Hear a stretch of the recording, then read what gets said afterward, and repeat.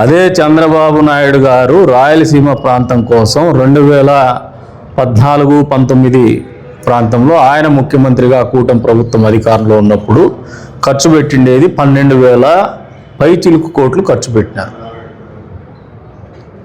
మళ్ళీ ఈ 19 నెలల కాలంలో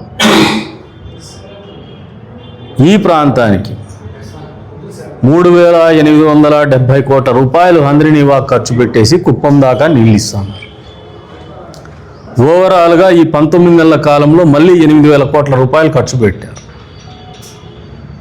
మరి జగన్మోహన్ రెడ్డికి, చంద్రబాబు నాయుడు గారికి ఎవరికి చిత్తశుద్ధి ఉంది రాయలసీమ ప్రాంత రైతాంగం పట్ల కావచ్చు, రాయలసీమ ప్రాంతం మీద కావచ్చు అనేది ఈ సంఖ్యలే తెలియజెప్తారు. మీరేదో రేవంత్ రెడ్డి గారితో లోపాయకార ఒప్పందం అని మాట్లాడుతున్నారు.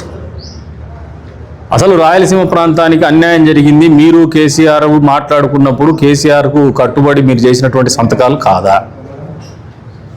మీ సొంత జిల్లాలో అన్నమయ్య ప్రాజెక్టులో గేట్లు కొట్టకపోతే కనీసం పట్టించుకున్న పాపాన పోయినారా 5 సంవత్సరాల్లో?